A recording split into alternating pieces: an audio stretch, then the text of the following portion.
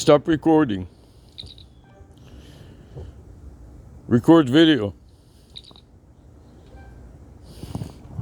So you want to dip your foot, and if you got nail fungus, you want to dip it just in the nails and keep the heels out of the salt. The important thing to notice when I put my foot in there and I mix the salt a little bit, you want to make sure that the salt is mixed up and doesn't bunch like a rock, and turn it around.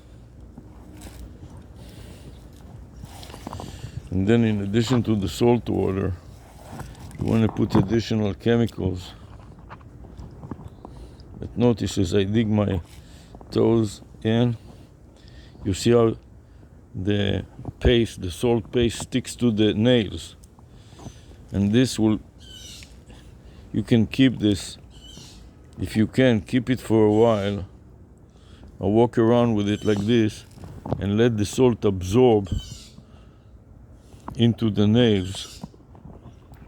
Also, see, I kept a little PVC pipe on the bottom so it keeps my heel out of the salt water.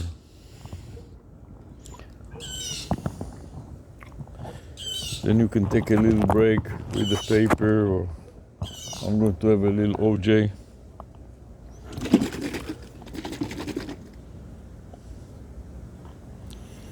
And keep it for a few minutes in the salt water.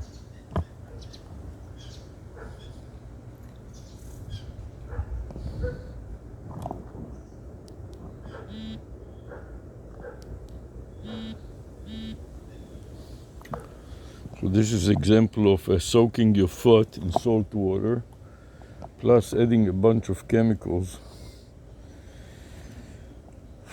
that are specifically anti-fungus.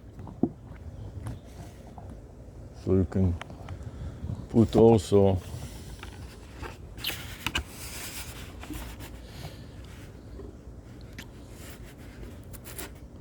various chemicals that will kill the fungus, like chlorine, and most importantly, put chemicals like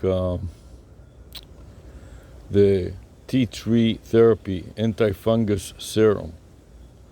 You can get larger containers than this and then pour it into the salt water and then keep your foot in there, especially the toe, to kill the toe nail fungus.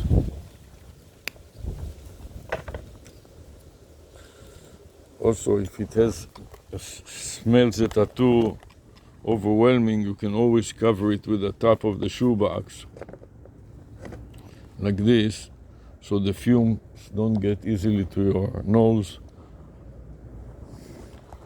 Then you can take a little OJ break like I do and sit there for 10-20 minutes, or eat some lunch or something like that.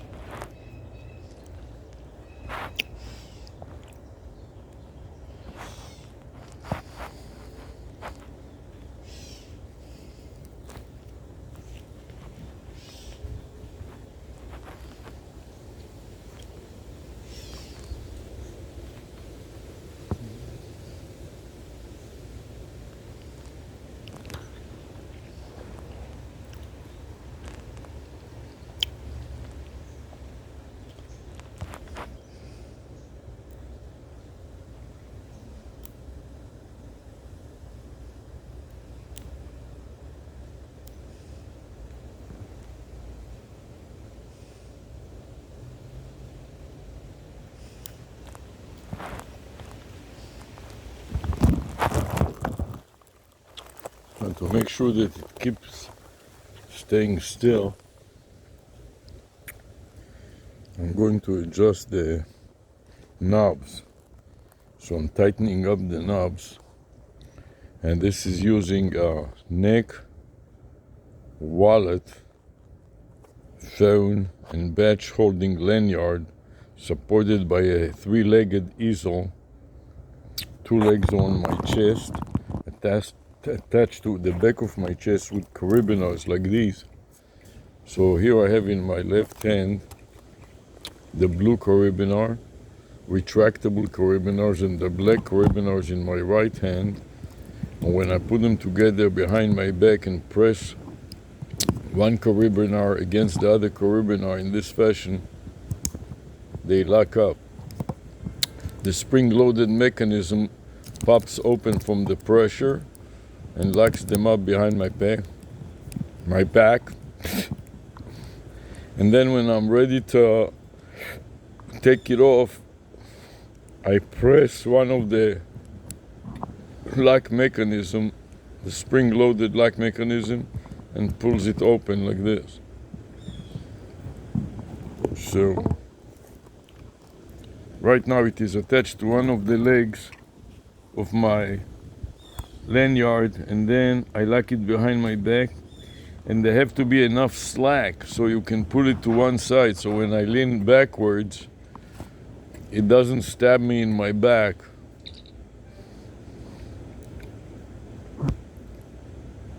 My camera, record video. So let's review what we have discussed so far. Multiple wearable devices,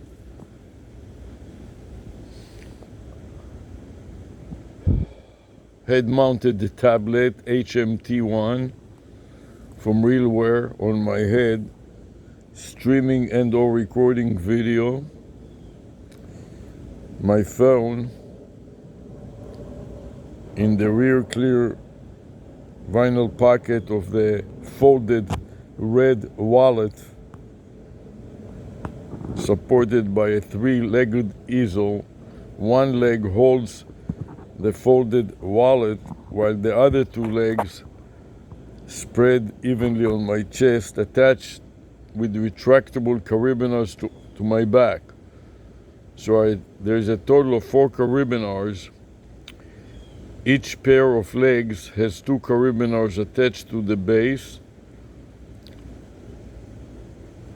One carabiner is attached to each corner of the legs, stretched behind my chest and all the way to my back.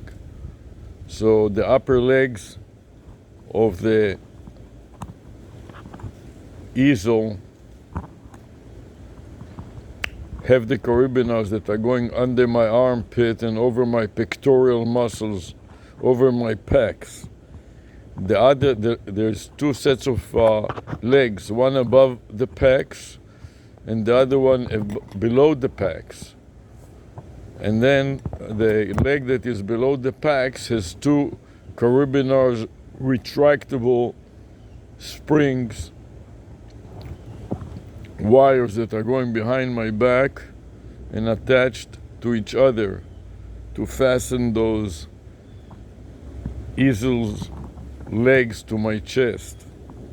Also, the knobs are tightening the pressure on the hinges of the easel, forcing the easel to stay still and for the phone to aim at the shoebox where I have my legs and my nail fungus under those under the cover of the shoebox. So the fumes of the chlorine and the other chemicals, the antifungal chemicals that are put in the salt paste, do not get into my nose so quickly, and the stink may hurt you also. Having chlorine fumes and other chemical fumes, you don't want to breathe them. So this way the shoebox cover covers a little bit of the fumes, and the wind wouldn't deliver it so quickly and so massively into my nose. And you want to keep it like this for about 10-20 minutes and do it a couple of times a day.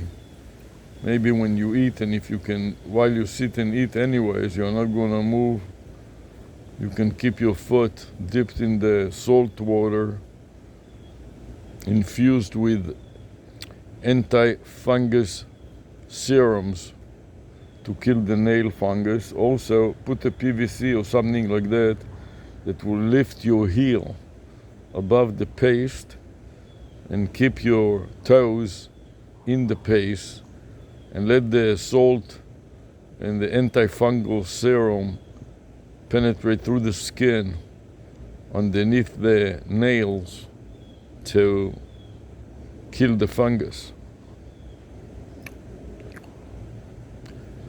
And if you do it for a few months, you can expect the fungus to be killed. The best is if you can also take pills against the fungus, so that way you attack it from within your system with the blood supply. But you have to be careful because that may hurt your liver, so you don't want to do it for an extended period beyond a couple of months. And if the fungus is still not completely dead, then take it for another couple of months and keep doing it until the fungus is dead. And then you have to keep doing it for a while to prevent it from coming back.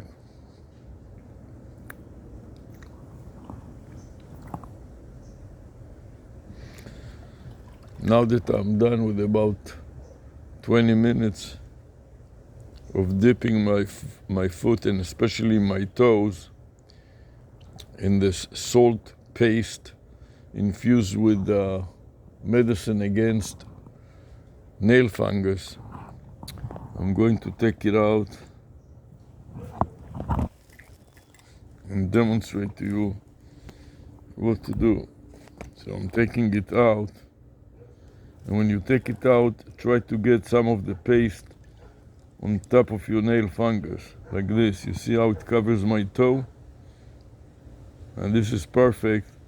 And you want to keep it like this. If you can let it dry, that is the best. Let it dry on your toe and let the toe absorb all this salt. That salt will kill the toe fungus. It's like the Dead Sea. The Dead Sea in Israel is full of people with fungus, nail fungus and other skin issues. They're coming to dip in the salt water that is also full of other chemicals. Then the next step, I want to dry the bottom of my foot and keep the toe paste intact on my nails where I have this nail fungus. You want to take a towel. You can see that I have some salt on the towel already, and put your foot in the towel, but try to keep the salt paste on the nail, in this case my toenail that has the fungus in it. So you don't want to expose the bottom of your foot that doesn't have the fungus in it with too much chemical exposure. And then you can put the shoebox cover on top of it. This way, the heat will keep the paste alive, and when it gets too dry, you can pour a little chlorine and a little anti-fungus serum, including some other chemicals such as Listerine, and what else?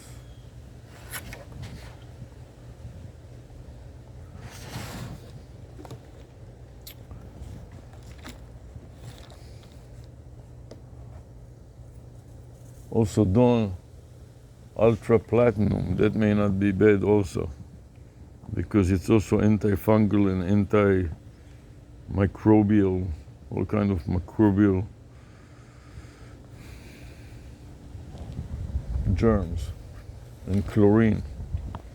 Then once the bottom of the foot is dry enough, you can put it back in the shoe and try to keep that paste, the salt paste on your toe that is infected with the fungus, the way I do. And let it dry. You may want to sit outside when it's a little breezy. Seems like it is starting to rain, so I'm going to take off.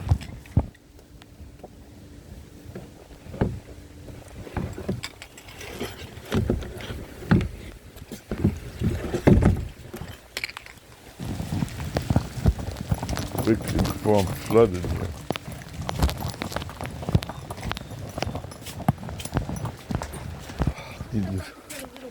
Oh, it's raining. I mean, it's flooding. It's not raining. Perfect. It's flooding. I had to You run wanna out. Put this in the just underneath. Wow, what a flood. Is that great timing or what? Jesus, Huh? How was that for timing? what a flood, man. What a timing. It was Wow. good that we looked underneath that chair. You see how it Yeah, just... wow. I moved the chair, by the way, to the other side of the tree, on the other side of our property. What chair? That little thing that was breaking apart. Why? I moved it over there by that tree there. Oh, it's not good. It's Why? better here because Okay. the tree is a congested area Oh, there. okay. It's all right. Leave it alone next time. It's better because they ruin the grass. Okay. When you have a small area, it grass part of the bushes. There in the corner, there is no bushes to damage. Okay, I'm putting this away. Wow, what a great timing, Wow. huh? Yeah, I'm schwitzing like I did something. yeah. Take this off.